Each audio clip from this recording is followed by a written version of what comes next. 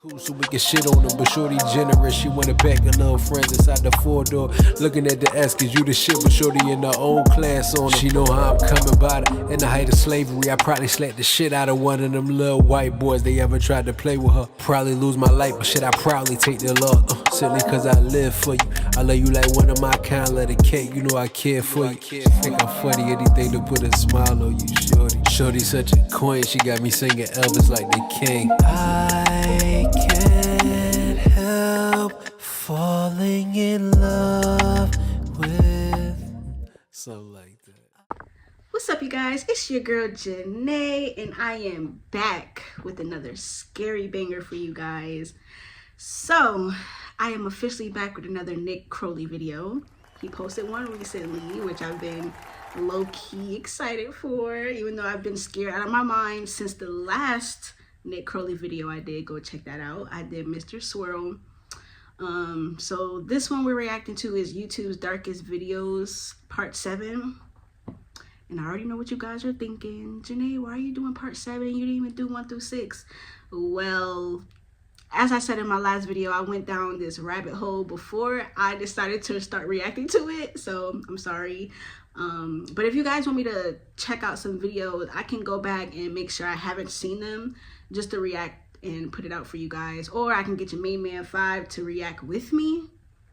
I don't know what he'll say to that, but I think his reaction would be priceless. But yeah, I don't want to talk too much. Let's get into these YouTube's Darkest Videos. I'm not ready for this at all, but I appreciate you guys for being here with me. Grab your blankets and let's be scared together. Let's get into it.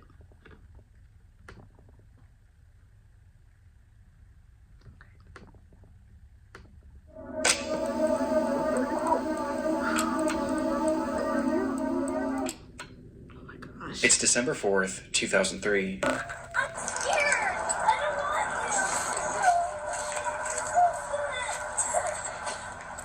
I'm gonna go try to get them to stop doing that. A police officer walking in a local park in Arlington, Virginia, is approached by a concerned family, claiming that someone in a nearby neighborhood had been shooting off a flare gun. The officer could hear it too, and following the sound, he eventually found himself at the home of 56-year-old James Yoo. The man lived alone in his half of this duplex, and was described by neighbors as a recluse known to exhibit unusual behavior.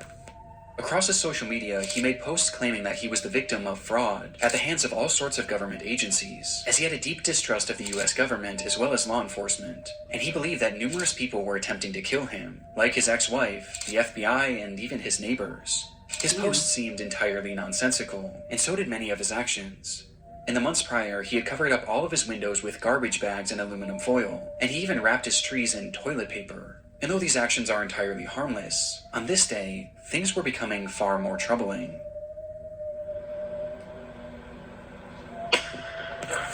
When police arrived at his home, he would be seen firing his flare gun out of his window and into the air, over and over again, and despite repeated attempts to get him to stop. Arlington County Police! Stop shooting the flares! Mr. Yoo! He didn't let up, shooting 41 flares in the span of just 25 minutes. And he did it all with no explanation. In fact, he didn't even say a single word. Understandably, police were eager to get Yoo out of his home for questioning, as at this point it wasn't obvious whether or not he was a threat. And so for hours and hours they called out to him, first asking and then demanding that he exit his home. James, Arlington Police, come to the front door with your hands up. Do it now. We have your building surrounded. But still, there was no response. Growing impatient and worried that Yoo might be planning something, the police would eventually bring in a specialized vehicle to bust down the door and spray the inside of the home with gas, all in an attempt to draw Yoo outside. Bet he'll come outside James, now. Stay away from your front door. Stay away from your front door, Damn. And in response, Yoo began firing once again. Only this time, he wasn't using flares.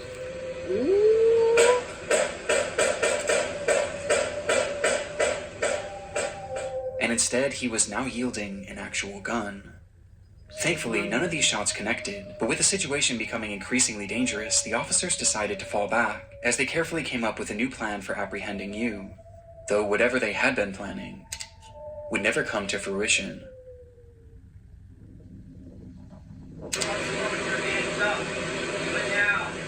he gonna come out? Yeah.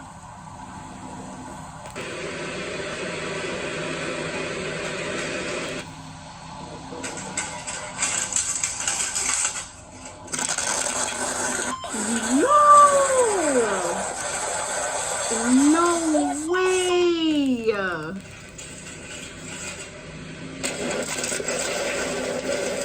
Oh my god! Nah. Was he that paranoid? In a split second, the home was gone, as a massive explosion rang out from inside the house, reducing the entire structure to rubble. Inside the house, Yoo had stored 55 gallons of gasoline in his basement, which he saved for that moment to ignite with no warning and no explanation. Based on the footage, it's been theorized that Yoo's actions were an attempt to lure police into his home so that he could then set off this explosion and take them all out along with his neighbors, as he genuinely believed that both parties were conspiring to kill him. Though somehow, when the smoke cleared, no civilians or police officers had so much as been injured. All that was found in the rubble was the remnants of a single body. Damn. Though for a moment, this wasn't the end of James Yoo's story. Before that body could be identified, reports across social media began emerging showing that James Yoo was somehow still alive. How? After the blast, comments were being made on what appeared to be Yoo's YouTube channel, where he stated that this whole thing was a cover-up and that he wasn't even inside the home when the standoff started, which, looking back, we never actually see him, and we also never hear his voice. Numerous posts pointing out this development would go viral and cause mass confusion about the story, which was only heightened when it was revealed that the body inside that building was in fact James Yoo. So what the Though in the fuck? end, it wasn't really as mysterious as some originally thought. As it turns out, the post showing these comments failed to realize that this wasn't actually Yoo's account, and instead it had a completely different username, with the account likely having been created as nothing more than a hoax. To this day though, there are some that still believe that this was all some sort of massive cover-up, but in reality it just seems that this was the result of a man gripped by crippling paranoia and loneliness, with it all coming to a head in what has gone on to become one of YouTube's darkest videos. That's crazy, bro.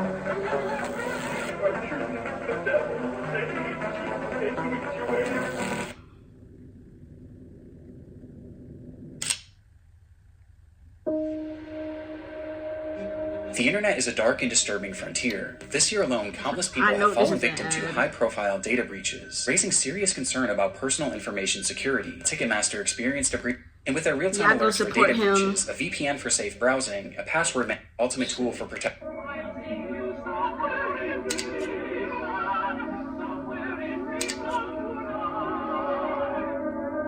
There was really nothing else like it. This obscure 27,000 square foot structure allowed visitors to enter into what must have felt like another dimension. It was an exhibit called Dreamspace, and was the creation of British artist Maurice Agus, a 74-year-old artistic visionary obsessed with the idea of creating large-scale surreal environments, and this was his magnum opus. The structure was inflatable, akin to a massive bounce house, and once inside, guests were confronted with a labyrinth of brightly colored walls and cells, twisting and turning into some sort of surreal maze that patrons were told to lose themselves in. This piece of art premiered back in 2004, and due to its inflatability, it was actually built to travel, making stops in major cities in the UK, before it was eventually set up at Riverside Park in Durham on the 22nd of June, 2006. The very next day, 68-year-old Elizabeth Collins would visit the area with her husband and her daughter, as well as her 14-year-old grandson. And spotting this unusual structure in the distance, Elizabeth's grandson insisted on checking it out, excitedly taking off his shoes and running inside. And while the rest of the group was more apprehensive about entering, Elizabeth eventually decided to accompany him, leaving her husband and daughter on the outside, though not before turning back to them and joking that she was going in to find peace and serenity. Outside, Elizabeth's husband and daughter sat at a nearby table and enjoyed a cup of tea whilst conversing about the events of the week, only for the man to turn his head and notice that Dreamspace was slightly moving, to which he excitedly said, "Oh, it's a ride, it's a ride. I wish I had gone on it." The daughter then turned her head to see the structure as it began to rise up off the ground, to which she chillingly responded, "It's not a ride."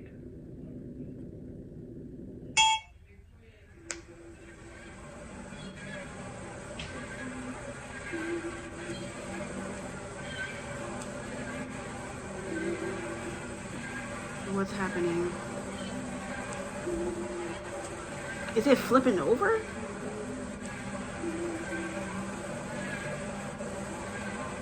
Oh.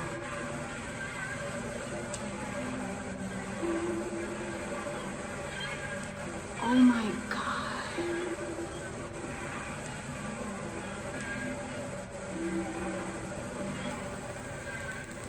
Wow. In that moment, Dreamspace had snapped from its moorings and was blown into the air by a massive gust of wind. Agus just so happened to be standing at the entrance as it began to shift, and noticing what was happening, he grabbed on as he desperately tried to hold down his entire life's work, though clearly this was of no use. And after being lifted in the air, his grip failed, sending him falling back to the ground below, where he lay staring up at his creation that was now flying 30 feet above him. Damn.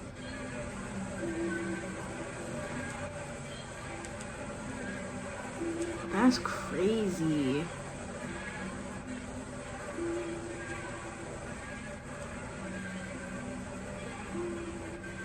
Inside, there were as many as 30 people who were now being thrashed around this giant inflatable structure in a scene that I truly can't even imagine. The claustrophobia of it, the dizzying colors, the screams. It's genuinely one of the most horrific scenarios I've ever heard. That's terrifying. The inflatable structure was airborne for well over a minute, folding into itself before finally crashing back down into a parking lot, leaving behind what was described by witnesses as a field of bodies. Worst of all, the majority of those in attendance were families with small children, with one 7-year-old girl recounting her experience, saying, "It was very scary and people were screaming. I saw a lady clinging on and then falling out, and then she was lying on her back with people around her. I think she died." This lady was most likely 68-year-old Elizabeth Collins, who had been ejected from the structure when it was in the air, with her injuries being catastrophic and unsurvivable. Rest in peace. Of all the others now sprawled throughout this field of grass, most were left injured, but thankfully not in serious condition. Though this wasn't the case for 38-year-old Claire Fromage, who had been inside during the accident with her 2 children. And despite her kids surviving, she was sadly not so lucky. Damn. With Claire and Elizabeth being the sole fatalities of the incident. The video is terrifying. And though it's easy to say that this could have been so much worse, considering how many people were in Dreamspace at the time, the consequences were still catastrophic, as it devastated 2 families, and likely left many others at the scene traumatized for life, especially the young children. But how could this have happened? Well, that day was particularly warm, which likely caused the air inside the structure to expand, causing a hot air balloon-like effect, which was then exacerbated by sudden strong gusts of wind, which eventually caused the structure to go airborne, as in the end, it just wasn't properly secured for the conditions. Soon after the incident, Maurice Agus was arrested for manslaughter, though he would ultimately only end up paying a small fine, as he vowed to never create a large work again. Wow. Just a few years later, in 2009, Maurice Agus would pass away, with his legacy forever being defined by this devastating footage. I don't blame him. If I would have been the cause for so many people's deaths, like, that would have made me not want to build anything ever again either. Like, that shit is sick. Happy birthday to you. Happy birthday to you.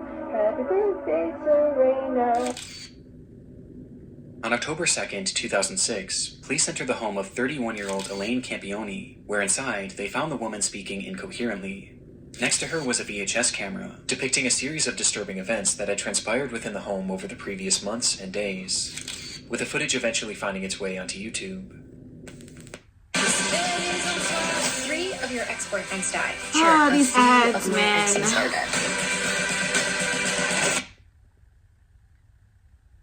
Oh my gosh. I disagree. The fuck? Hi, Serena. It's August 8th, 2006. Happy birthday to you. Oh, she's so Happy cute. birthday to you. The tape starts with Elaine pointing her new camera at her daughter Serena. It was her 3rd birthday, and to celebrate, Elaine had left a brand new bike in the living room. Aww. What is it? Days later, the footage continues, showing Serena once again as Elaine asks, How does Mama love you? This much. Oh, I love you more than that. How much does Mama love you? Elaine then shows her other daughter Sophia, who was just a baby, before turning the camera on herself and showing the kids how the device worked. Hi. See how the camcorder works? Yes, the virus. Look. Hi. Is that mommy? Hi. There's about to be a dark turn. So far, the footage seems like nothing more than your standard family home videotape, and appears completely wholesome. Though with the next recording, the tone begins to shift, and things start to become slightly concerning. This is a deplorable, horrible, messy, filthy apartment that supposedly my 2 children and I live in, and it's just a horrible, horrible mess. Yeah. I think Diego Campion is totally in the wrong, and I hope he burns in hell for all his sins, the same as Leonardo. As Elaine shows the camera her home, she begins joking about how they are living in deplorable conditions, before randomly calling out 2 men who she says she hopes burn in hell, all while her children are in the same room. She starts to grow more and more agitated. All I wanted to do was take care of my 2 little girls and live happily ever after the 3 years of physical, emotional, and mental abuse that I endured tremendously by Leonardo Campion, and in the past year from Anna and Diego Campion, the mental and emotional abuse. Outright saying that she was abused by a man named Leonard Campion, who happened to be her ex-husband and the father of these children. And she goes on from there, with each moment clearly making the kids more and more anxious. And I want justice to my family for what they have all done to us. I cried out for help. They should have charged him for the assaults he did to me. Eventually causing Elaine to snap out of it and stop the camera. And my poor 3-year-old, I did everything to protect. And what are you saying, Sophia? What do you want? The video then skips forward once more, with this footage being taken just days before the police were called, showing Serena coloring on the floor as Elaine asks, Who loves ya? Mommy. Who loves you the most? That much? Oh, I think I love you more than that. The scene that unfolds next was recorded on that very same night, just hours later.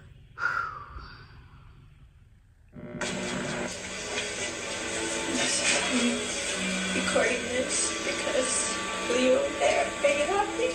Everything was gone. You wouldn't give peace. You wouldn't tell the truth. You didn't care about our babies. You didn't care about me. You care about yourself. All you did was hurt us.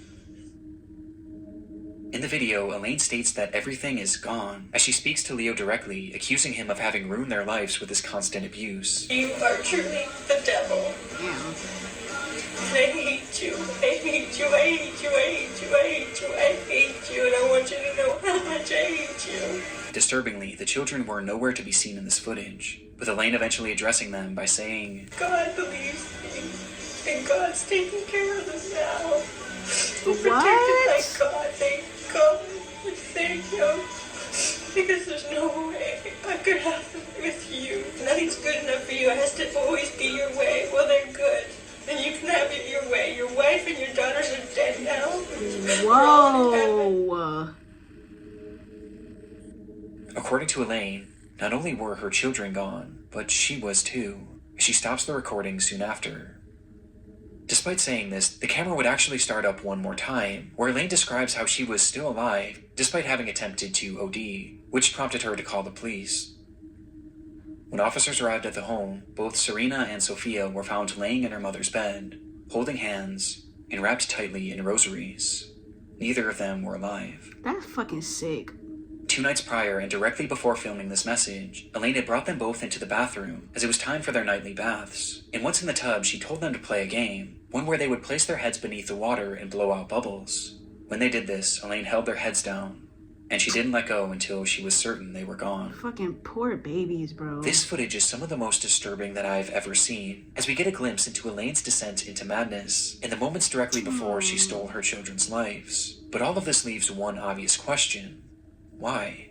Well, it was noted during her investigation that the abuse she alleged from her ex-husband Leo seemed to be very real and well documented over the years, leading to Leo not being able to see his children for over a year, with this causing the two to separate, which is when Elaine's mind began to deteriorate. She began believing that people were following her and were going to kill her, with this fear of people eventually shifting to a fear of aliens, as she claimed to have seen them on numerous occasions, believing they were following her. Because of this fear, she refused to let her children out of her sight, not even allowing her own parents to look after them. causing her to become so attached to these children that she genuinely began to believe that they were all one entity, which made things incredibly concerning when she became suicidal and eventually attempted to take her own life. Despite Leo's more than troubled history, he had supposedly turned his life around in the years leading to this footage, and was eventually allowed to start visiting the children on a limited capacity. And seeing the children and seeing the way their mother was behaving, he began to grow incredibly concerned, and eventually attempted to gain full custody. And it was this bitter custody battle that seemed to be the ultimate factor that led to Elaine ending the lives of her children. God's taking care of them now. He's protected by God. Thank God. Thank Him. Because there's no way I could have them with you. Elaine Campion would be charged with 2 counts of murder and would eventually be sentenced to life in prison, As with she a possibility of parole after 25 years. Today, she's held in a minimum security prison, where she's free to leave once every weekend to attend church and other functions. She shouldn't be allowed to go nowhere. When you go rogue, a top 20 playlist I don't care doesn't where set it the is. mood. You do. Rogue nicotine. You don't deserve to go nowhere, girl. That shit's sick.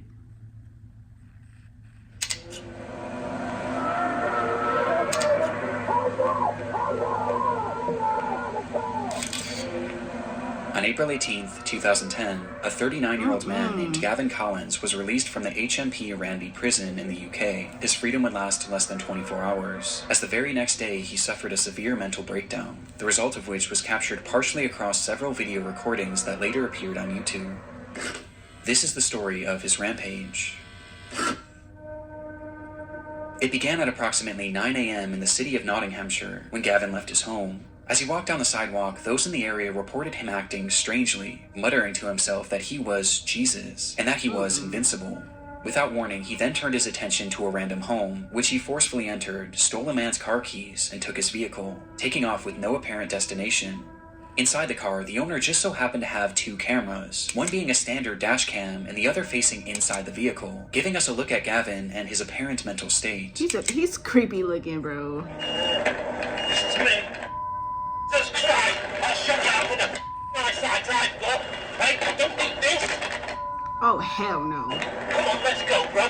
So, get middle of the cut pairs. Let's go. Let's go. Just at a glance, it's obvious that Gavin is completely unhinged. For some reason, he was utterly filled with rage, ripping off the rearview mirror and yelling obscenities and incomprehensible threats at no one in particular. I'm enraged. I'm Jesus. I'm descendant of God. And you love me up. Watch this. And most concerning of all is the speed in which he's traveling, as he starts driving faster and faster, swerving in and out of cars as he passes through busy residential areas, as he reaches speeds that have been estimated to be anywhere from 85 miles an hour to well over 120. Watch this now. I'm getting stronger and stronger by the second. But somehow, despite countless close calls, every time he avoids collision, at least for the time being.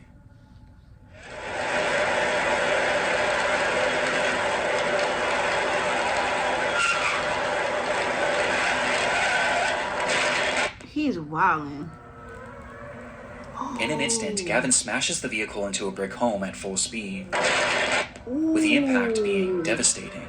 And yet somehow, through the destruction, Gavin was not only still alive, but completely unharmed, and also completely unfazed. Wow. He pulled himself from the wreckage and immediately turned his attention to a woman driving nearby, and within moments he had forced his way into the vehicle, and was behind the wheel once again, continuing this deranged driving spree, until once again he crashed.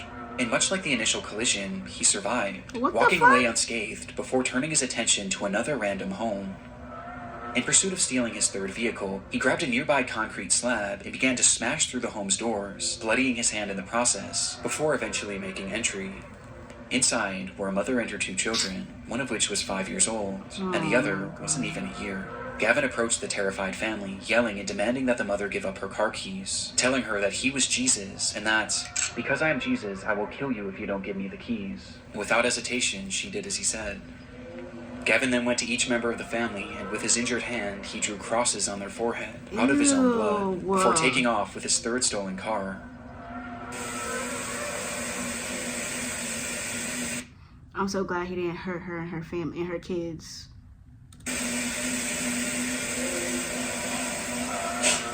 What the hell? Once again, Gavin was driving manically. Though this You not getting tired of crashing? Like, how many crashes are you gonna have in a day? He needs to get locked back up, bro. He don't need to be on the road. Time he was even more reckless, crashing into a brick wall and then a cop car, before setting his sights on a pedestrian. Oh man. While speeding through a neighborhood, Gavin would see a man standing innocently near a bus stop, and for whatever reason, the sight of this man enraged him, causing Gavin to slam on the brakes and reverse the vehicle, stepping on the gas as hard as he could, and crashing directly into him, leaving him lying there with devastating injuries. Whoa. Gavin quickly exited the vehicle and found the man lying motionless on the ground, prompting him to shout, "I've killed him. I've killed the devil." Minutes later, Gavin would crash yet another car into yet another home, though this time the police weren't far behind.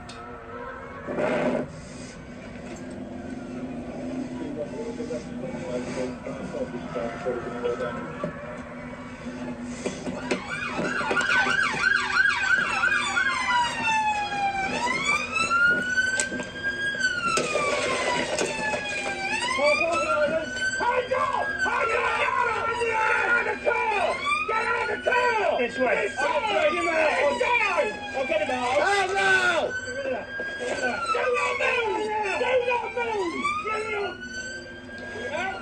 move! Finally bringing his disturbed driving spree to an end. Finally. The man that Gavin had struck was 87-year-old Terry Radford, Oh my a God. retired teacher whose injuries were catastrophic, with the man passing away soon after. According to his family, Terry was an incredible grandfather, father, and son.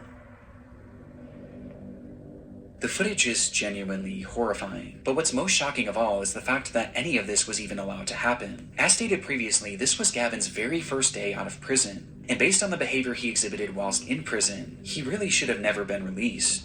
There's no way that they let him out of jail, and this is the first thing he does out. Like, nah, I would have been like, yeah, I gotta lock him up for more years. Look at him. He clearly not capable of being a normal citizen. Like, Gavin was granted an early release in March of 2019 for charges based around burglary, but just as he was set to be freed, it was discovered that he had submitted an adulterated drug test, which caused his case to be re-examined and resulted in his release being postponed. In response, Gavin lost his mind. Later that month, he assaulted a prison guard before spraying him with an unknown liquid that contained bleach, before proceeding to set his cell on fire and attacking another officer with a piece of wood.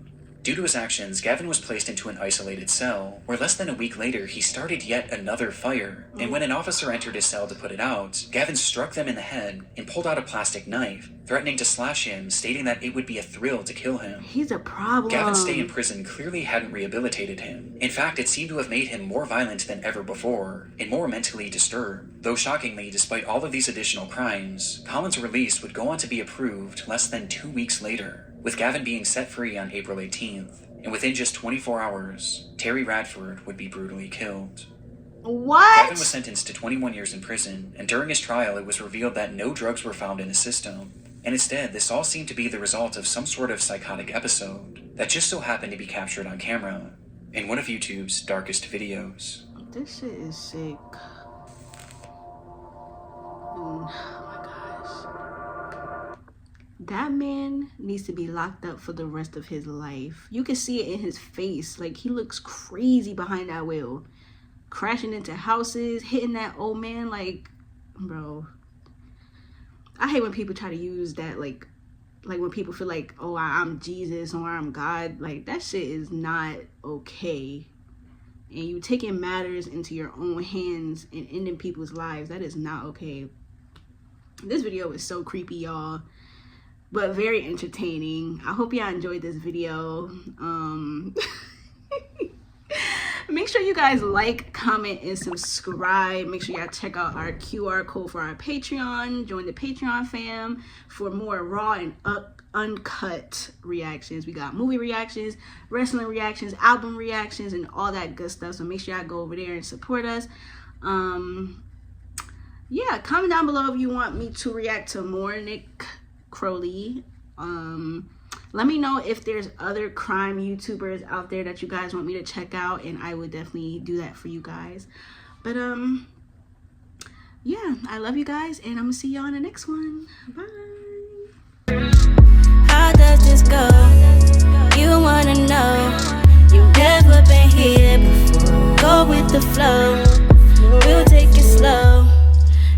to run.